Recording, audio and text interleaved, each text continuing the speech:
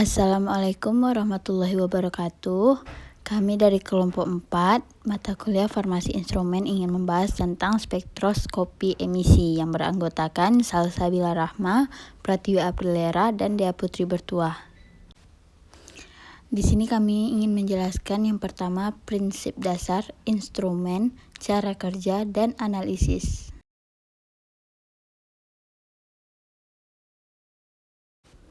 Sebelum membahas lebih lanjut, berikut ada skema fotometri nyala atau AES dapat dilihat dari gambar yang telah dilampirkan.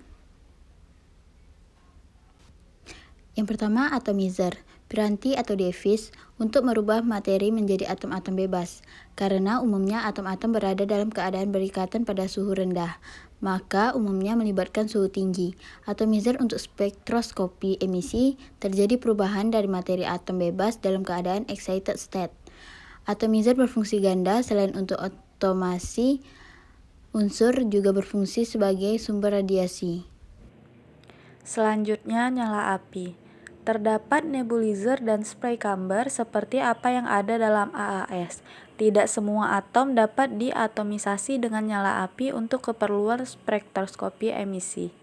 Umumnya atomisasi nyala hanya dipakai untuk beberapa unsur dari golongan alkali seperti natrium, Kelvin, kalsium, magnesium, dan litium. Dengan nyala api, atom ini cenderung berada pada ground state. Selanjutnya, sumber plasma. Plasma terdiri dari gas terionisasi, parsial, dan panas yang mengandung konsentrasi ion dan elektron yang berlimpah yang dapat membuat plasma menjadi suatu konduktor. Selanjutnya, cara kerja AES.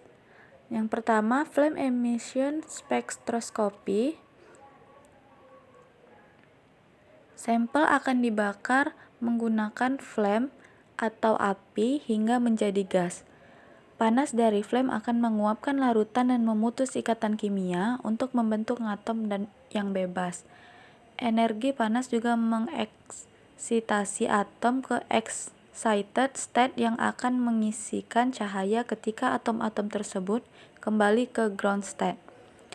Setiap elemen mengemisikan panjang gelombang yang spesifik dan terdispersi melalui grating atau prisma dan terdeteksi di spektrometer.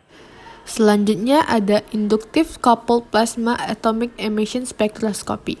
Teknik ini menggunakan ICP untuk menghasilkan atom yang tereksitasi dan ion yang menghasilkan radiasi elektromagnetik dari berbagai variasi panjang gelombang. Setiap elemen yang ada pada tabel periodik mempunyai panjang gelombang yang khas.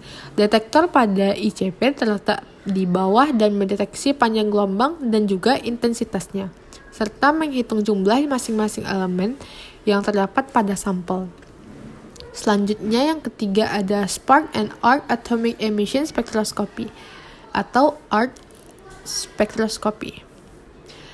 Digunakan untuk menganalisa elemen logam pada sampel yang solid. Untuk material yang non-konduktif, sampel ditaburi dengan bubuk grafit untuk membuatnya menjadi konduktif.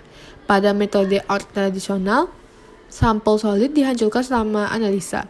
Arus elektrik pada metode ARC atau spark yang dilewatkan pada sampel akan mengeksitasi atomnya.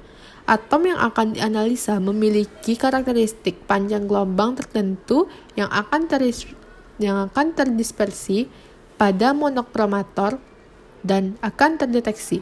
Karena kondisi dari arc dan spark yang tidak terkontrol dengan baik, analisa dapat dilakukan hanya kualitatif. Namun, sumber spark yang modern dengan muatan yang terkontrol dan adanya gas argon dapat menganalisa kuantitatif. Selanjutnya, analisa. Yang pertama ada kualitatif. Penentuan unsur-unsur dalam sampel dapat dilakukan dengan secara kualitatif dengan mengamati emisi pada panjang gelombang, karakteristik dari elemen. Yang kedua ada kuantitatif. Yang pertama, metode kurva kalibrasi. Dalam metode ini dibuat suatu seri larutan standar dengan berbagai konsentrasi dan intensitas emisi dari larutan tersebut diukur dengan spektroskopi emisi. Yang kedua ada metode standar adisi.